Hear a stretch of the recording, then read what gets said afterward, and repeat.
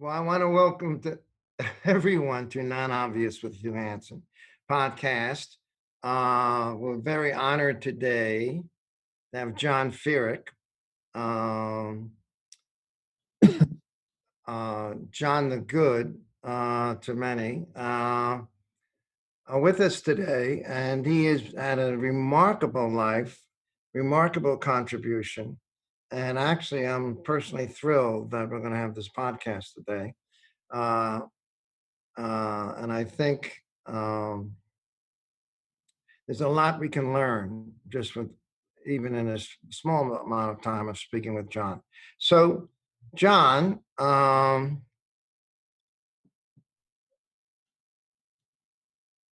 you Irish. Your parents, where were your parents born? Both my parents were born in Ireland, and they came over in their late teens alone to America. Did not know each other in this County Mayo, which is one of the 32 counties in Ireland. And when they came over, it was looking for a job, looking for adventure. What was it? There was no real livelihood where they were born. They were born to farming families, poor families. My mother's father had died when she was 6, so all of the children were expected to work the land to provide food for themselves and products that they could sell to others. And America was seen as a land of opportunity, and they both parents received encouragement from members of the family. My mother's brother, Michael, came to America in 1927, and he encouraged my mother to come the following year. And my father, who came in 1929, was encouraged, I believe, by his mother, because when she was a younger person, I'm told that she visited cousins in Philadelphia. So America was certainly was known to their parents, and they were encouraged to individually to see America as that further shore to draw on the title of the book that provided opportunity for a livelihood. John, please do not push the book. All right, this is a serious debate here and all. We're not trying to sell things here. Although, by the way, the website, our website will actually have you can order the book, and I recommend it. It's a fantastic book, by the way. Thank you. So, how would you describe your childhood? It was a happy childhood. Happy in the sense that my world was in a very small area with working class families. So many different nationalities were present, on a block or blocks. I went to school right around the corner, Catholic school right around the corner from where I was born. I also played sports on empty lots that were right there essentially on the street in which I was born. And we had a lot of fun. And you played stickball with a particular type of ball. What was it? It was called a Spalding. Yeah. I have one in my office at Fordham Law School. Yeah. I grew up playing stickball in the street, and you played in the street, by the way, not at a field, with a Spalding too. And it was actually very interesting and exciting. And it's for kids. It was great. So Irish Catholic mostly. Yes, my parents were members of the Catholic faith. Brought over their religion and passed it along to us, and we saw it in the home through prayers and religious relics and objects on our walls and pictures, and also their example of saying prayers in the home.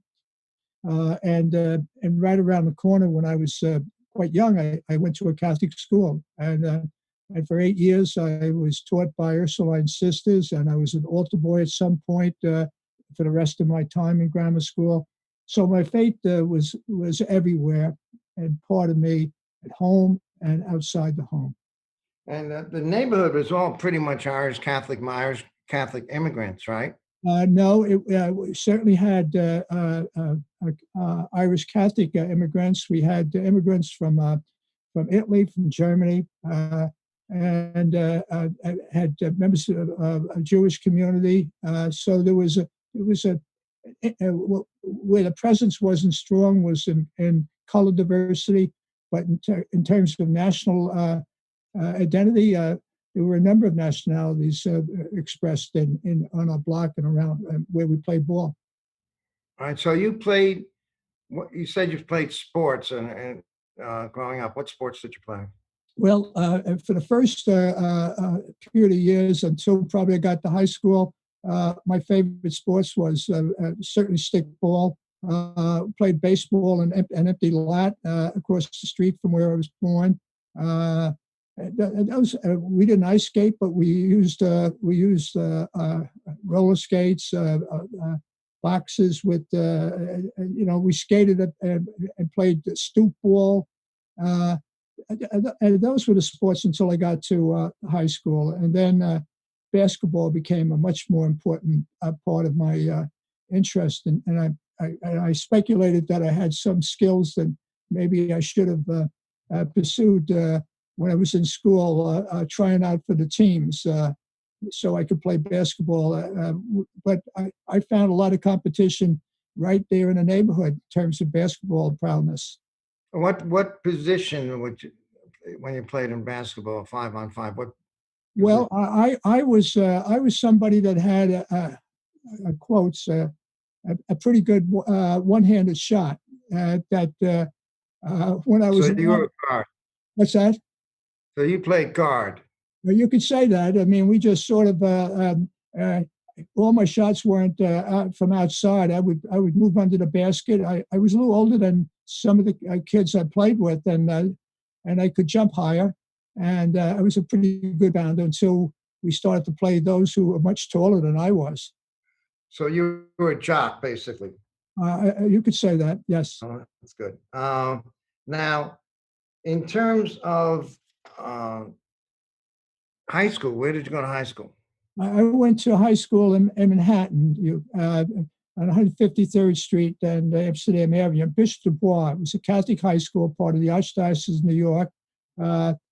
Tuition I paid every month was $5. That's all my father could afford, and I paid no tuition when I was in grammar school because the religious sisters taught, and it was part of high school, grammar school, part of the Archdiocese of New York. So I had a free ride, so to speak, until I got to college. Yeah, and so actually that was not that far away. It was across the river or something, right? Right. It's you sort of take a bus, you go right across on 61st Street, across McCombs Dam Parkway, and you end up in Manhattan at that point. You would have passed Yankee Stadium, and you would have passed the Polo Grounds where the Giants played. Yeah, it's interesting. I was a New York Giant fan. And I went up into the Polo Grounds. So a lot of actually John's upbringing, it's interesting. I had a lot of the same things. We're not quite the same age, but in that era, a lot of similarities of what we went through as children. All right, so then college. I went to Fordham College, which was located a few miles from where I lived on Fordham Road. I was on 161st Street. Most of the time, I took the bus, the Webster Avenue bus. Sometimes I took the 3rd Avenue L, and sometimes, but not often, I took the New York Central that had a stop at Fordham Road. It cost a little bit more than the other two ways of doing it, and that was really a luxury that I wasn't able to afford. Yeah. No sports. That's correct. Except that, well, no. Let me qualify that. At Fordham College, I played intramural football, touch football, not tackle football. I wasn't in any of the teams, but intramural sports was very heavy at Fordham College. Of softball, and touched and football, and I can recall being on a team that was a very good team. And we competed for the intramural championship, lost to the business school, who had a quarterback I would meet later at law school by the name of Jem Tolan. He claims that the team I was on won, but the reality was his team won. In softball, I was on the team that at one point won a class championship. I used to pitch, but when my classmate Tommy Giordano could pitch. He was the best in all of the intramural sports. I just played another position. But and then I recall my team competing for the championship probably in my last year on Edwards Parade Ground at Fordham University against Tommy Giordano's team, and it was no competition. His team won, and so I had a lot of fun at pitching softball, a lot of fun, certainly in touch football. And then on my weekends, I worked in a supermarket on 116th Street and Lexington Avenue, Safeway supermarket, Friday nights and Saturday. And I used to play basketball in the schoolyards down there at lunchtime, sometimes on Saturday.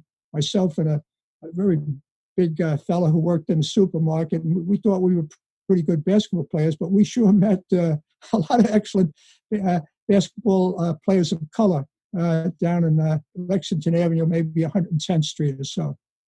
Yeah, wow. Yeah, so actually it's interesting. You had an upbringing that was both in terms of interesting stuff on family heritage. By the way, how much was your upbringing tied to anything Irish or Irish history or Irish struggles or anything? Well, it was tied certainly to Irish music in my home, and my mother sang, and I used to see her at home doing dances when she had friends over. We were in the other room. We watched our parents, and my father played the accordion or the concertina. And so music was Irish music, stories about lovers losing their person they loved in the wars of Ireland. That was all part of our home. We used to hear our parents talk about that. And also, my mother always packed up used clothes and sent them over to her family in Ireland, as well as she could afford $1 or $2. So we were aware of a lot of that in our history growing up, and that was the country that my parents. What about the struggles in Ireland with the English, between the Irish and English? Was that played any part in your upbringing? Well, there was a song, about the young fella who lost his life, and my mother used to sing that song, and that was and we really hesitated hearing us sing that song because we all cried, and it was about a young person. The name is escaping me right now of the song. And we used to hear stories of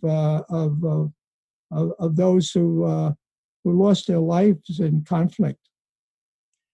So is this before? Did the IRA come in later, or was the IRA around then? Well, the way I would describe it is that my two uncles, my Uncle James Boyle and my Uncle Patrick Boyle, both my mother's brothers, fought in the War of Independence, 1918, 1920, 1921.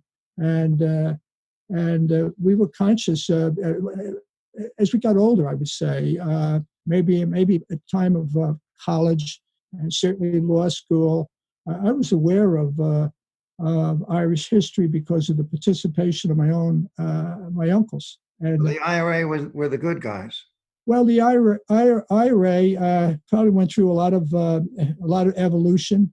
I know back at the time of the what I call the War of Independence, you had the volunteers, the Irish volunteers, the IRA, and I really never seized on any particular political affiliation or anything. I just that they were fighting for their independence, and when they secured that independence, still not totally, in 1921 and 1922, my uncles left. They had a hard time with separating out the Northern Ireland from the South, and the loss of the 6 counties that became Northern Ireland, and there were other ties to the English crown, even in the peace agreement at that time, that didn't really get fully separated out probably until the 1930s, and so that was all part of my heritage, so to speak, in terms of what I came to understand and a little bit later. Okay. All right. So now you go to Fordham Law School. And how was that experience for you? Why, first of all, why did you choose the law? It was a hard decision as I moved along in college as to what I would do when I graduated. I had no opportunities other than staying at Fordham as an assistant in the alumni office. I was offered that position by the Father Tim Healy, later to be president of Georgetown. But at that point, he was director of alumni relations. I was very active in student government at Fordham College. So he saw me as somebody that would make a good student assistant when I graduated. But I was thinking about supermarket management. I'd loved working in a supermarket on 116th Street. I thought about whether I had a religious vocation that I should act on. And then I thought about politics, and having enjoyed, you might say, political activity when I was at Fordham College. And I began to think of my last part of college, maybe in my last year, I started to think, well, maybe law school is where I ought to go. And I saw something about law school on television, Perry Mason, and I also realized from my political science classes that lawyers are very much involved in government, and that sort of emerged, I would say, in my last year of college.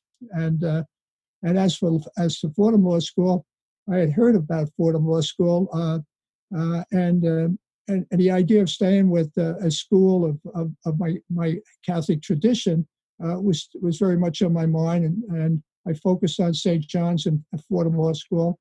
And when I was accepted by Fordham, I don't recall if I was accepted by St. John's or not, but I think I was. But when I was accepted by Fordham, Fordham was already part of my blood, and I'd heard about it from some of my teachers, and hence that's where I went. Yeah. Now, you mentioned a little something about religion. Did you ever think about becoming a priest? Yes, and that was even when I was in law school, I thought about that subject. And when I was dating my wife, and she was thinking about whether she had a vocation as a sister, and but I think at that point I was more focused on what am I going to do when I graduate from law school. I wasn't thinking about a vocation at that point. I was wondering about politics or maybe possibly being a trial lawyer, but I wasn't sure. Okay. So how long? So you guys met in law school? Well, yes, in my second year, on March 26, 1960, the Fordham Law School had a trial moot court competition for students who volunteered and wanted to try a case. And we tried those cases in the courthouses. And And so I was a counsel to a case with and each of the there were trials, and so we competed with each other. You had somebody representing the prosecution, somebody the defense, and we had a judge who was a graduate of Fordham Law School who presided, and we argued that case or tried the case. We had jurors. The jurors were women from the neighboring women colleges, Manhattanville, principally on this occasion, and probably New Rochelle and others as well. And so afterwards, we met the jurors. The council met the jurors, and I met my present wife. That's my only wife. We've been married almost 58 years, who was a juror, not in my competition, on another competition. And I took an immediate interest in her when we started to talk. And I was later learned that the dean said some nice words about me because I had just become an editor of the Law Review. You were editor-in-chief, weren't you? Yes. So hold on. So Emily, that's your wife, correct? Yes. This was love at first oral argument. I was certainly on my part. I couldn't tell from her where she stood, and we separated for a little while because I thought maybe the interest wasn't mutual. But she would tell you that I misunderstood the signs at that point. And she went away for the summer, lost my address, so I didn't hear from her. And then, but I had a lot of work to do on the Law Review. I worked day and night on the Law Review. And a humble Law Review at that time compared to today. So how was your experience in the law school? Well, it was in my first year, we all were very nervous about making the grade, so to speak. And I was part of a study group. Somebody became my best friend, died the other day. He was part of that study group. And a former professor at the law school, Mike Lansdale, sometimes joined us. So we all had gone to Fordham College, and we got together periodically during the school year. And that helped us all do reasonably well, I would say, on our grades at the end of the first year. And second and third year was filled with work on the Law Review, and that became my dominant activity and probably one of the most important of all my experiences in life because I learned to be more precise in terms of writing, to be careful, not to make careless mistakes in footnotes and citations and the like. I made those mistakes in drafts I did in my second year. Editors would pounce on them, and I learned from them, the upper class students who were the editors. And then when I was the editor-in-chief of the Law Review, there was nothing more important than the quality of all the work that would get published in the Law Review. And we had a small group. I think there were 8 editors at the time, and the size of the Law Review was nothing compared to the present size, 600 or 700 pages. But that was, as I used to say, I treated that like I was working on the Constitution of the United States. Everything had to be perfect. And not to say you didn't make your mistakes, but you didn't make them knowingly. Well, that's a very intense, great experience. Do you think, all right, in terms of the Law Review experience, would you say, it may be difficult to say, it's the same today? My sense is yes, and I tell you why. I wrote a draft article for the Law Review, which I submitted a week ago. I think if it gets published, and it will get published, they liked it. It explains the 25th Amendment through the words of Senator Birch Bayh. It's his words everywhere as to what was intended, so that if someday in the future there's a debate in the Supreme Court or a debate among scholars, and they want to know what does it mean? What's the history? Senator Bayh was the principal author. he was the chair of the subcommittee that moved the amendment forward. And even though you have two houses of Congress and he's in the Senate, his leadership was dominant. And what he said, a court would need to pay attention to, and any question that came before the court, and not to do so, I think would be a failure of discharging responsibility. That's not to say legislative history could be confused, and there could be different views about it. Maybe the letter of the Constitution doesn't support it, and that's all part of the debate. But at least somebody should have in that debate the words of Senator Bott. Now, having said that, the young second-year student working on my article reaches out and he said, I think you have this quote that you have in there is incorrect. It really belongs to Senator Fong, not Senator Bai. I said, oh my heavens, how did I, I said, how could this happen? I said, it's clearly due to my age. And because I learned you had to be 100% on those footnotes. So really great work. His name is Zachary Hoffman. And I said, thank you for preventing a mistake going forward. I used to be a student and with my classmates trying to do that for authors of articles. Here's somebody doing it for me. Yeah, well, the interesting thing about this story, a very important point, is junior people are actually crucial because senior people are busy, might remember it a little different way. They have to make sure that things are correct, and they can't be hesitant about, oh, I can't because this famous guy, John Feerick, said it or something. No, you have to speak up because that's what senior people need. They need people, junior people, who will say, no, hold on, let's rethink this or whatever. Well, And so whether you're an associate in a firm or whether you're on a law review, it's the same principle that junior people should take pride in what they do and also speak up when necessary. yeah, and if I could just add one more point. When I went back to the Senate debate, Senator Fong of Hawaii was a collaborator with Senator Birch Bayh, and his Bayh's remarks followed his, and Bayh's remarks adopted what he said, and so with additional words. So I said to the young person working on the article, what if we keep Fong's quote in there, but tie it to Birch Bayh, what he said. And he comes back to me. He said, what do you think of this? I said, it's perfect. And thank you. No, that's great. You know, John, just in this little time here, you have an incredible memory.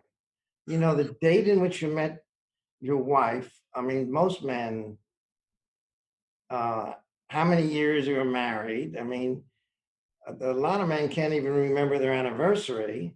So have you always had an excellent memory?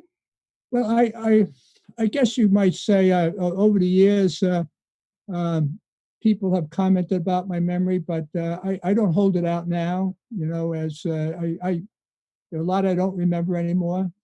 But there's a lot stored away that somebody could stir up and it would come back to me in a conversation. So, you know, the things that important events in life that it's like when President Kennedy was assassinated. It's like when the law school's doubling of its facility took place. Those are days were very important to me, and I don't forget those. Yeah. Do you think there's going to be a 25th Amendment issued at all in the near future? I'm sorry, do I have any?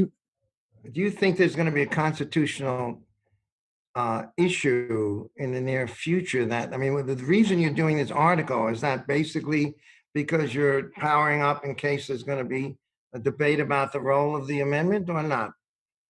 No, we celebrated a few years ago the 50th anniversary of the 25th Amendment.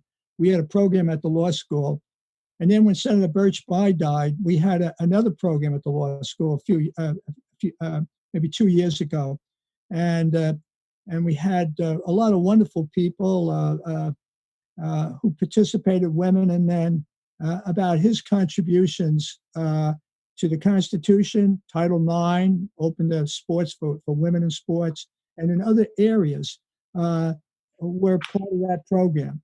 And the Law Review is going to publish remarks from that program and any papers anyone wanted to submit. I was a co-sponsor, you might say, of the program, and I thought I should write an article, not rely on the transcript of what I said, and an article that would be different from any article I've written on the subject of presidential succession, the 25th Amendment.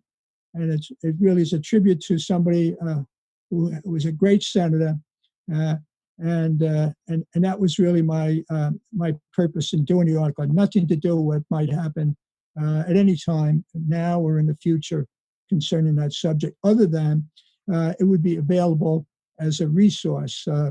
And it supplements my book, as to where I wrote a book on the 25th Amendment, which some people consider the source book on the subject, and has 3 editions of that book now. And it's another way of taking material that's in the book, maybe not in the book as well, and just adding to it through an article.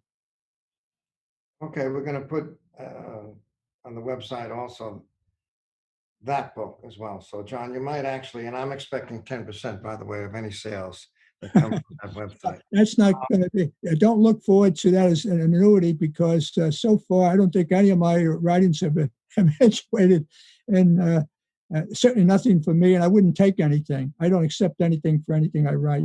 I give it to the Fordham University Press, whoever might be publishing what I wrote. And so don't count on a royalty on this one. Okay. So then after graduation, you go to Skadden. How did you make that? It's a small firm. How did you make that decision? Well, in my second year, I made the decision in part because when I was working on the Law Review as a staff member in my second year, I recall being in the library, and the registrar of the school, we had no career services office, coming into the library and asking me if I had a job for the summer. And I said, not really. I could have gone back to the firm I was at as a process server and filing papers in court my first year of law school. But I was thinking I would do something different that the coming summer. And so all of a sudden, she says, call Mr. Marr of Skadden Arbs, who's a 10 lawyer firm. He wanted a Fordham student down there. And I went down right away and got the job offer. There were 2 of us, one from Cornell, one from Fordham that summer. May have started the summer program at Skadden. I don't recall. And I do tell the story, and students like hearing the story when I tell them that. I had no resume. He didn't understand why I didn't have a resume, and I didn't understand I needed to have a resume. Nobody told me so. So he wrote out my first resume on a yellow sheet of paper. He says, bring it to Mr. Arbs. He was a co-founder of the firm, because he was going to interview me after that. And he said, when you get back to the school, type it out and send it back. So that's the story of my first resume. All right. So, and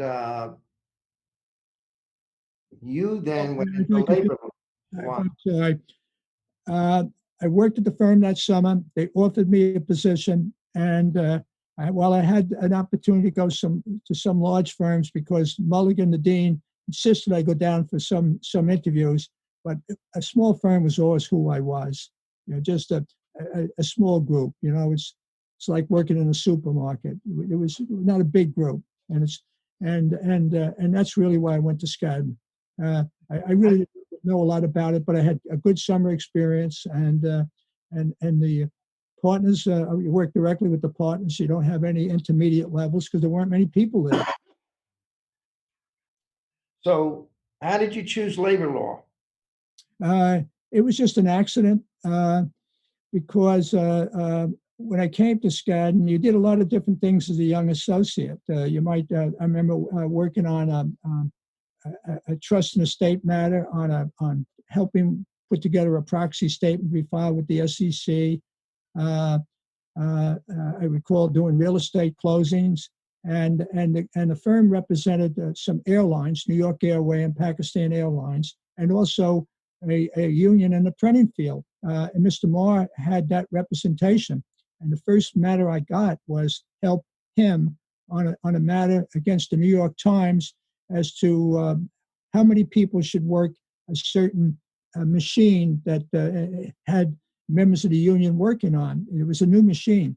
So, and then the partner that was involved with New York Airways asked me to work on or Pakistan Airlines asked me to work on a collective bargaining matter where unions were seeking with the airlines or New York Airways a contract. So I found myself getting experience in labor, and that became my area at the firm. I was starting to be identified as the years went on and the firm grew. Well, he's the labor guy, and then when I became a partner in I think it was 1967, 68. Somebody said to me, who became a partner also with me, he said, "John, why don't you be a trial lawyer? You could be a pretty good trial lawyer." I said, "No, I just enjoy the problem-solving kind of activities I do for the labor clients of the office," and that was a practice that was growing at the time. Okay, so have you ever tried a case? Yes, I tried a case. There was an actuarial firm, Alexander and Alexander, and the judge was Judge Martinez. His son died a tragic death at some point. One went back in time, and it was not a jury case, and they were trying to get somebody to pay a bill. It may have been $50,000 or $60,000, $70,000. That was a lot of money at the time, and I had to try the case. I was a nervous wreck trying the case, and tried the case before a judge. There was no jury, and the company was successful, and therefore you had a judgment.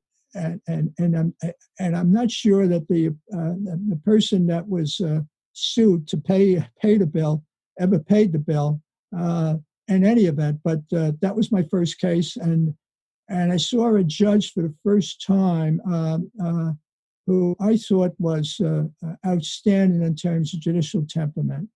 He just lets you put your case in, listen carefully, ask questions, and it was tragic when I read some years later that he died on, I think it was Henry Hudson Parkway or somewhere in a car. Must have been an accident. So that was my first case.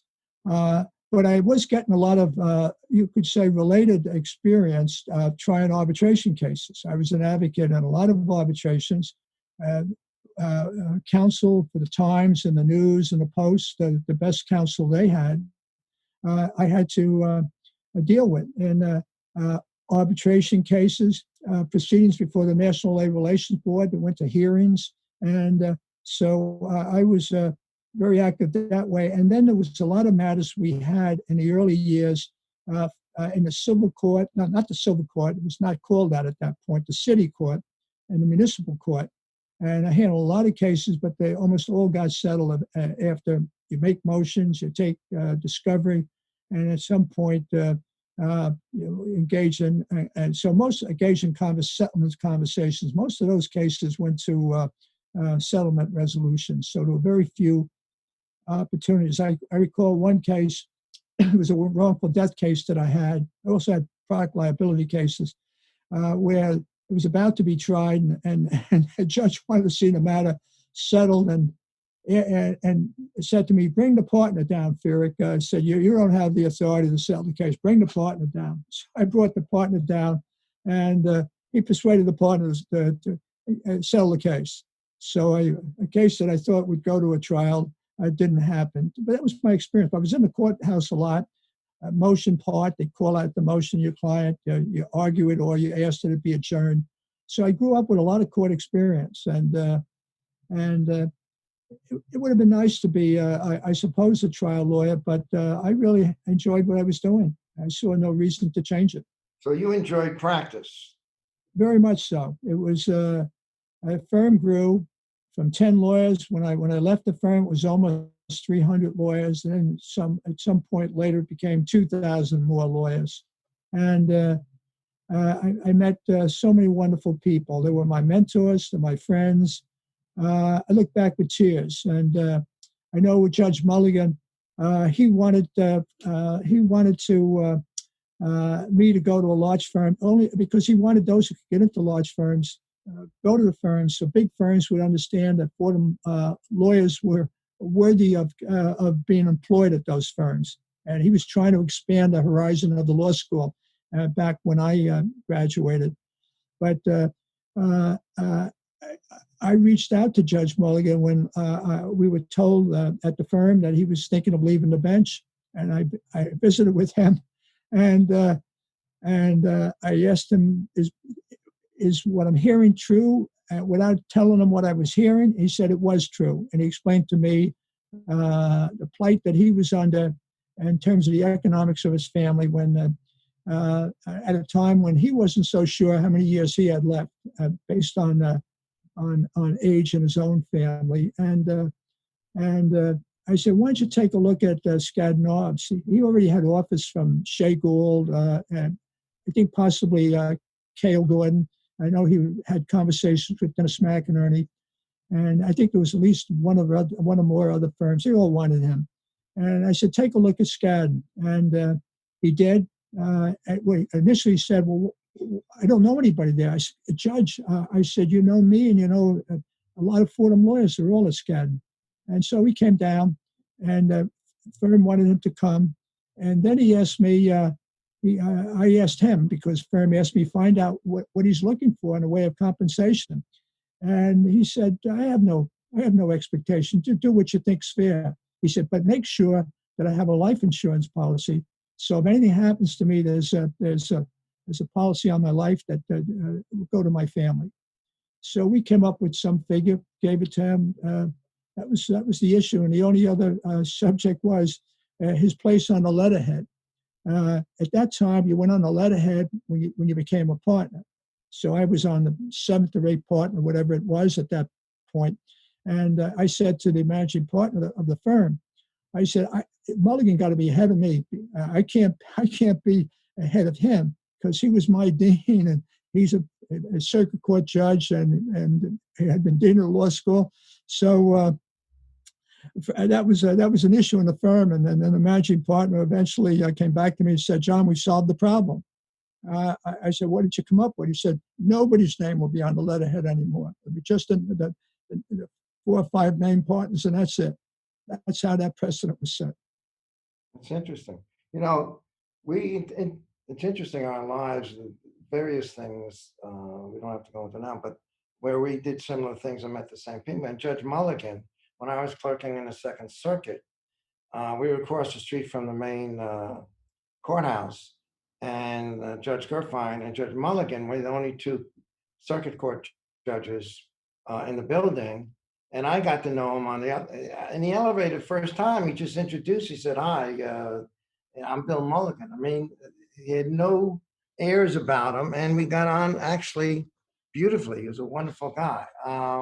He was a truly wonderful person. His son asked me, or he asked me to. He had a stroke at that point. If I would be one of his 2 trustees with his son, and I recall his son Bill calling me after he died, and he said, John, there's really no work here because of that insurance policy. Oh, great. So he was the one. That's why they called you then and even now, John the Good. So you liked Skadden so much. Why did you leave? Well, it was interesting. As when I was at Skadden, I did all the way. I was there for 21 years, and partner for I think 13 years, and was on the executive committee, and obviously was doing well financially. But I always accompanied my time at Skadden and with the support of the firm in service activities. Fordham Law School much later, but for many years, bar associations, American Bar Association, State Bar. I was on committees. As you know, I played a role on behalf of the bar with the 25th Amendment to the Constitution, also a proposed amendment to abolish the Electoral College system. And So bar associations were part of my life, and I thought that at some point I would like to maybe work for a congressional committee, but I couldn't do that because my parents weren't well, and so I was tied to New York, and that was very much on my mind as I went into my 40s at the time, and I was active with Dean McLaughlin in the life of the school, president of the alumni. If you go back to when he became the dean, there was a dean search, and I was asked by the chair of the committee if I would want to put my name in for the deanship. That was in 1971, 70. And I said, no, I'm fully engaged in practice. And 10 years later, when I got a similar call, I was in a different place. And part of the reason I was in a different place, I think, was one, an involvement in the life of the school with Dean McLaughlin, who asked me to be his president of the alumni. That indicated to me how much I enjoyed doing things having to do with the law school and helping the law school along. And then when I met with Father Finley, the president of Fordham University, when Dean McLaughlin said he's going to become a judge, and now there was going to be a vacancy in the deanship, Father Finley was a great priest. I was on the board of trustees at Fordham University at the time, and he said to me, how about coming over to the law school, for helping it develop a vision for its future, and if you want, you can stay as of counsel, or become of counsel. I understand lawyers do that, and it was something in that conversation that resonated with me, with reference to the Society of Jesus, and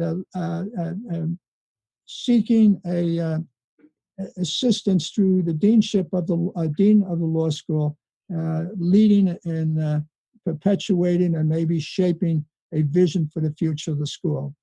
And that was very empowering to me. So I thought about it for 3 or 4 months. The deadline was in September. And I talked to my father about it. He wasn't happy with the idea because of economics, and I had 6 kids at the time, but I was doing well and had savings as a result of that. And my mother wasn't well; she was starting to lose her memory. And my wife, I think, was quietly very supportive of my accepting it.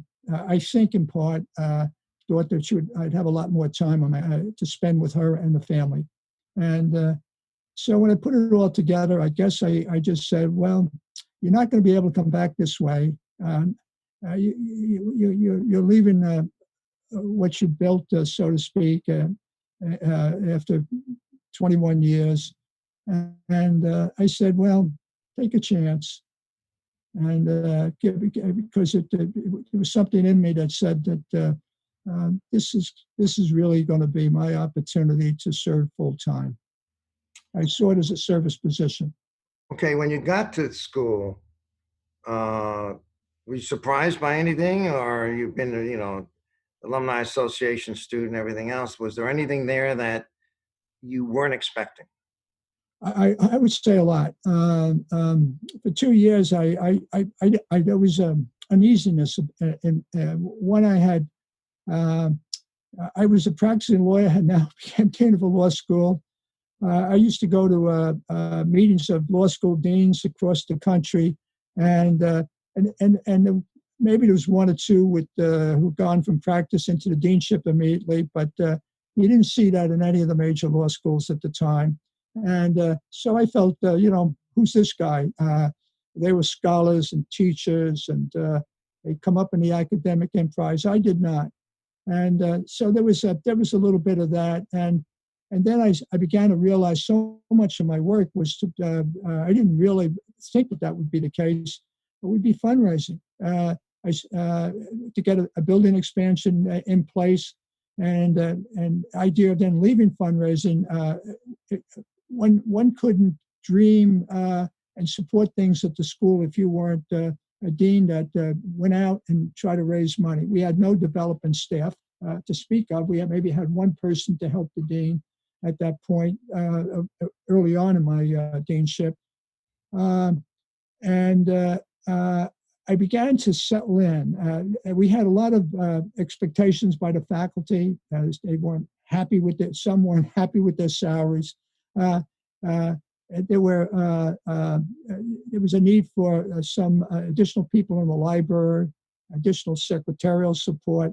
So I had all this list from the American Bar Association from 1981 before I started, all kinds of things a law school should be doing to enhance itself. And I worked on that until 1986.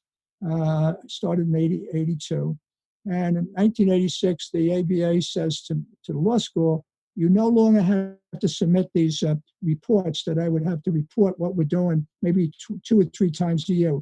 And I thought that was a high watermark for me. I said, finally, we got the accrediting authority off our backs, and we had double the size of the physical plant. The faculty weren't complaining about salaries. We were competitive with the top schools in the country, which is where we should have been, and we did get there. And then I started to see areas of service and other ways, because the faculty had so many things that they wanted to see happen at the school, like yourself, intellectual property conference, and other faculty members building, and almost everything I did was based on consensus. My model of leadership was not thinking that I had all the ideas. I had very few ideas, other than I could recognize good ideas of others, and others came, like yourself. You had a vision to build an intellectual property program and conference that someday would not lose money. And although one had to take a risk for a few years, and I just wanted to do that, not only with you, Professor Hanson, but with many others at the school. Yeah, well, I have to tell you that we wouldn't have the IP conference or all this stuff we were doing in IP without you, because this was going to be international. And at that point, nobody in IP was concerned about international. They're only concerned about their own country. There was no globalization of it. It was just beginning. EU was just starting to think about IP law. And it was a vision, yeah, of maybe we could do something here, but wouldn't be another dean in the country who would have risked the money. The first, it cost $15,000 in that money in those days, and that was going to be a tremendous risk, and you took it. And I said, it's only going to be. I sort of worked out what's going to happen. Only going to be maybe 800, then 600, then 200, or something like that in 3 years. And then there won't be anything. And I paid for my own travel, so I wouldn't be an expense. But it was your support that made it happen. There wasn't another dean in the country. Even deans that followed you wouldn't have done that. So I'm forever grateful for that. And of course, we have that conference today. Well, I appreciate you. It's that was possible because of the alumni of the school. As a result of the work, I had to engage in fundraising for the doubling of the school, and that took place in October of 1984. And I had spent a lot of time going all over the country, wherever our graduates were located. They want to know more about what's happening at the school. I went everywhere, and we created alumni chapters and the like. And at that point, when you came along, it probably had to be, is it the 1990s? Yeah, early 90s. The mid-90s, we had so much support coming in from the alumni from all over the country, because one, I was now an older dean. I was in position for maybe 12, 13 years at that point. And I always felt that I could find support, financial support, pretty much for anything the faculty wanted to do. That's great. Well, I mean, the reality is, and I was there through the deans before you and after, and you were really the person who brought Fordham Law School into the 20th and 21st century, and largely because people trusted you, gave you money and your vision and everything else. it made a tremendous difference. I mean, the impact you had was remarkable. And having seen it, I'm very impressed with it. And I'm still thankful to this day for the contribution that you made. Well, I just want to say, and I thank you for your statement. I really built on the foundations that were laid by Mulligan, McLaughlin, before Mulligan, Wilkinson, and you had graduates out there who were their students, who responded to the needs of the school, were distinguished in public service, governor, judges. So I really was a recipient of a great foundation, and I felt blessed to have the opportunity to build on it. Okay. So what was the reason you left being dean? Of course, deans usually are fairly short duration. Yours quite long. Why did I leave as dean? It was, I was conscious when I was had that conversation with Father Finley. I was 44 years of age, and then when I accepted it a few months later, I had turned to 45. And then when I started, I was still 45, but about to be 46. And now I was at the time I was focusing on leaving, I would have had 20 years, so I was about to be 66. And I felt there was something more I could do. I didn't know what it was. And I felt that the school was doing well at that time. We had a plan to celebrate our 100th anniversary. We had a commitment from the university to have a new building. And I just sort of took stock of everything. And I said, this would be, there's still something left at age 66, I said to myself. And what it was, I didn't know. And the new dean of the school would have a wonderful opportunity to get to know the alumni through the celebration of the 100th anniversary, and then put some detail on this agreement that we're going to have a new building. And so it was the perfect time.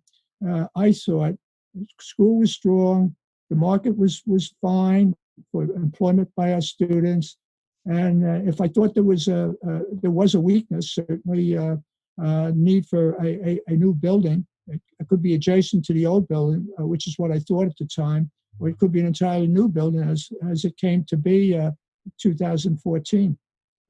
But to have remained, if you take it all the way to 2014, my heavens, I'd be as old as some of the presidential candidates. And in my mind at the time, that was an age where most people settled down, and I saw my father retire at 65. My uncle Pat retire at 65, but I realized that wasn't going to be for me because it was an internal restlessness that I had, and I never thought Skadden wanted me to come back to the firm. Chief Judge asked me if I would be interested in being the first dean of the Judicial Center for the courts. I just thought that another administrative job would be hard at that point, since I was looking to find myself in a different. And as it turns out, the last X years have been filled with probably more public services than I ever performed in my whole life. Yeah, I think that's true, just looking at your record. Let me ask you this. The practice of law obviously has changed over the years. How different is the practice of law today, if there is a difference? I won't put words in your mouth, compared to practice of law today. Well, certainly one difference is the presence of women, presence of minorities. When I graduated from law school, when I was practicing law school, there were not a lot of women in the legal profession at that time. It was not diversified. It's still not sufficiently diversified. But there's a lot more. There's a lot more diversity today. Certainly, women and minority and other groups. So that's one difference.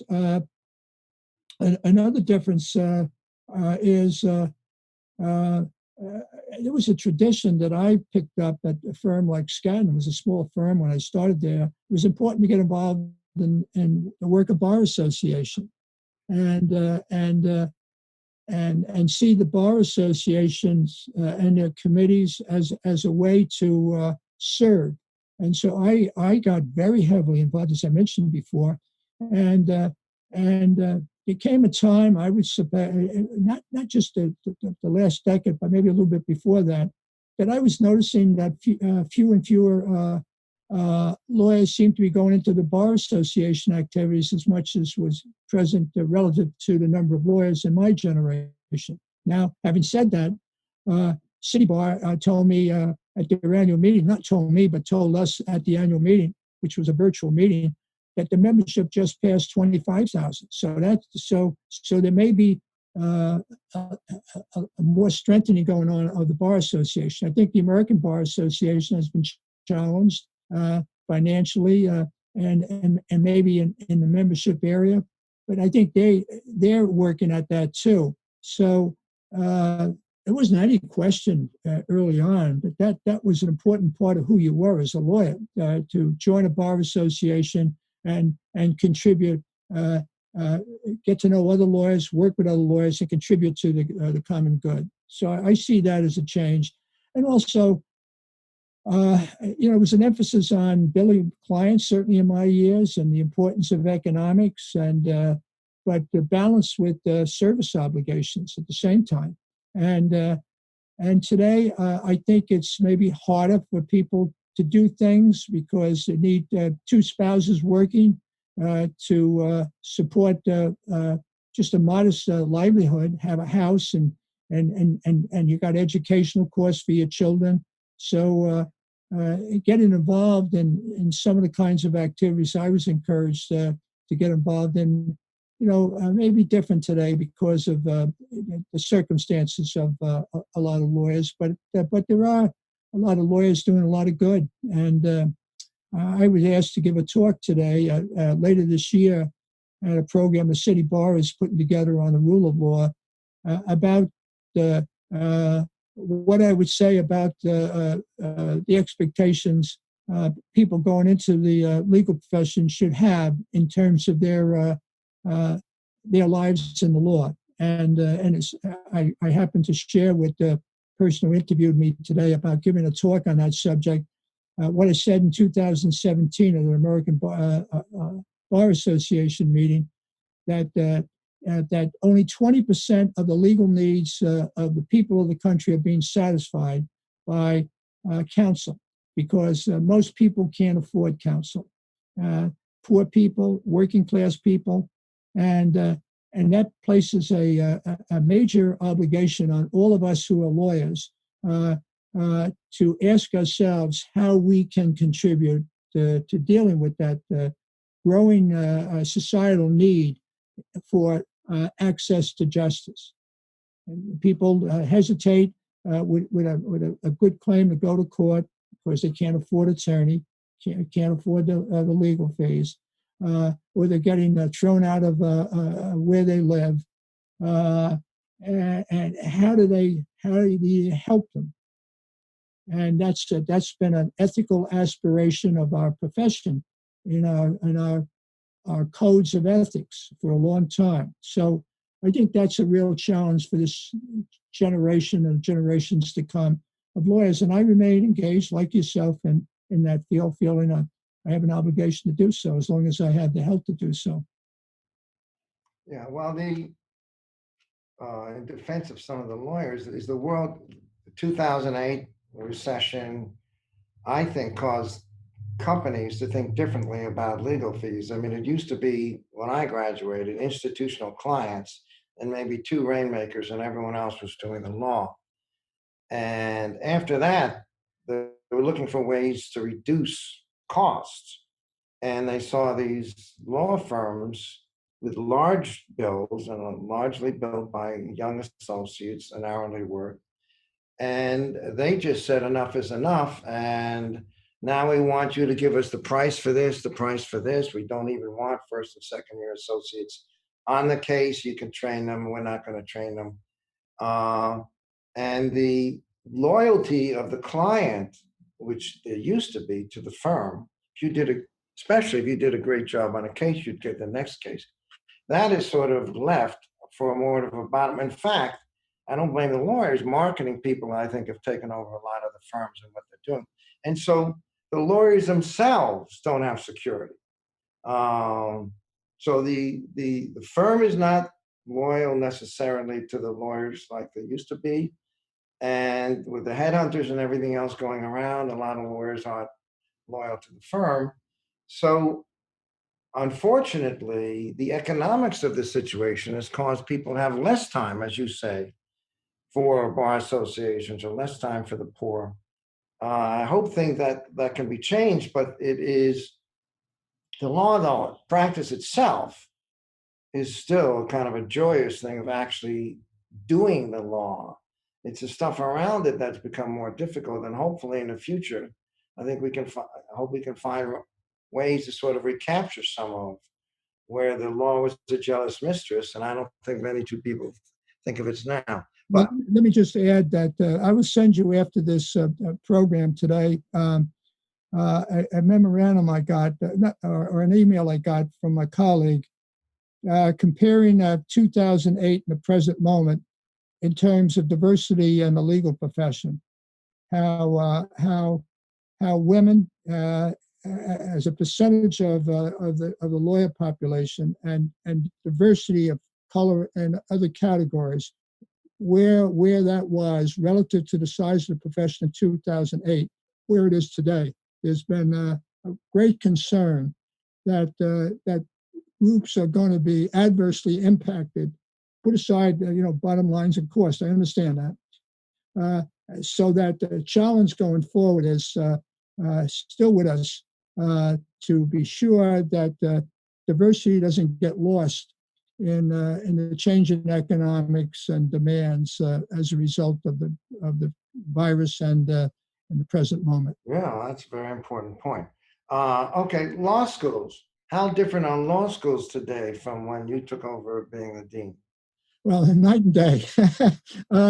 First of all, the diversity of the student body. As you know, at Fordham Law School, we have students from in a master's in law program and other programs too, from all over the United States or all over the world. That certainly did not reflect Fordham Law School when I was a student. Most of us, we were half the size of the present school, and a lot of people like myself. We had maybe 2 or 3, 4 women, and almost no diversity at the school. So that part has changed dramatically, night and day. The other part is all of the programs to help students become more practice ready when they leave the law school, through clinical legal education, through all the volunteer activities that are around to participate in getting skills ready for practice. The curriculum of the law school is fabulous in the variety, and also with online programs are being developed because maybe there needs to be more teaching online. I don't think online really is a substitute for in-person teaching, but sometimes you got to deal with the necessities of getting an education, when maybe it's not available in person. So I also think the service part of a school like Fordham is, as it gets expressed in all kinds of student volunteer activities. So we have something like 26, 27 student groups involved in serving the public interest, whether it be housing matters, landlord-tenant matters, helping poor people get access to justice. I mean, that was not present at the law school when I was a student. You had a moot court program, a small moot court program. You got the law review. Today, there's a lot of journals at the school. So the school really has blossomed to a point where it can truly call itself an international and national law school. Yeah. Okay, we're getting close to the end. Let me ask you one question about, you were working on possibly some thought of abolishing Electoral College. What was the reason for that? Well, let me qualify the first thing you said. I worked on that subject from 1966 to 1979. In 1966, both major parties wanted to abolish essentially an electoral college or have major reform of the electoral college. And the American Bar Association put itself into that field and asked me to have a service commitment to it and a special advisor to its commission, and then testifying before Congress as to its positions. So I got involved in that movement at the time that was forced on the system by George Wallace, wanting to get enough electoral votes so neither major party candidate would have a majority, and he'd become the kingmaker, and possibly, and we'd be able to move forward his somewhat segregationist agenda.